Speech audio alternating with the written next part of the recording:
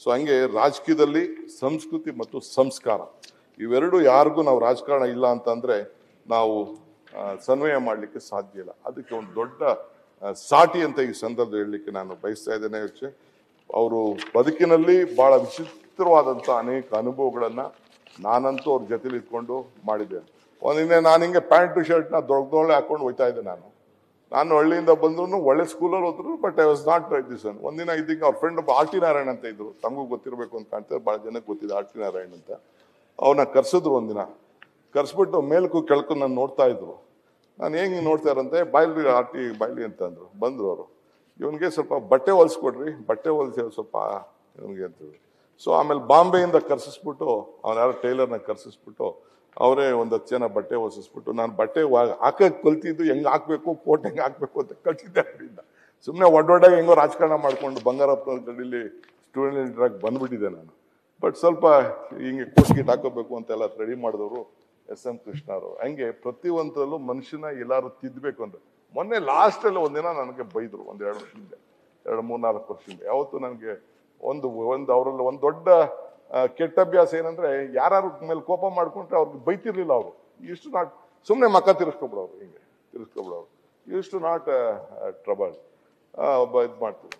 ಆಮೇಲೆ ಒಂದಿನ ಮಾತ್ರ ಲಾಸ್ಟಲ್ಲಿ ನಾನು ಈ ಲೀಡರ್ ಆಫ್ ದಿ ಅಪೋಸಿಷನ್ ಜೈಲಿಂದ ಈಚೆ ಬಂದ್ಮೇಲೆ ಈ ಪೇಪರ್ನೆಲ್ಲ ಈ ಲೀಡರ್ ಆಫ್ ದಿ ಅಪೋಸಿಷನ್ ವಿಚಾರ ಬರ್ತಾ ಇತ್ತು.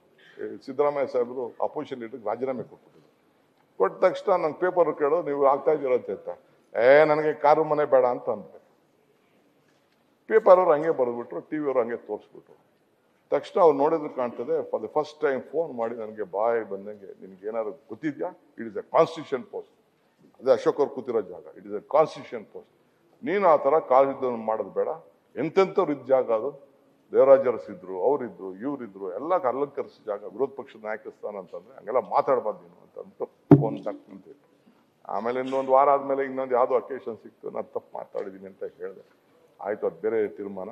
ಆಮೇಲೆ ಪಾರ್ಟಿ ಅಧ್ಯಕ್ಷನಾಗಿದ್ದು, ಕೊನೆಗೆ ಆಯ್ತು. ಸೊ ಹಂಗೆ ಪ್ರತಿಯೊಬ್ಬರೂ ಕೂಡ ಯಾವ ರೀತಿ ತಿದ್ಲಿಕ್ಕೆ ಸಾಧ್ಯ, ಏನ್ ಮಾಡ್ಲಿಕ್ಕೆ ಸಾಧ್ಯ, ಎಂತ ಒಬ್ಬ ಇದನ್ನ ಹಿಡ್ದ ಈ ಲಿಫ್ಟ್ ಆಪರೇಟರ್ ಇಂದ ಹಿಡಿದು ಪ್ರೈಮ್ ಮಿನಿಸ್ಟರ್ ವರ್ಗು ಯಾರಿಗೂ ಏಕವಚನ ಮಾತಾಡ್ತಾರೆ.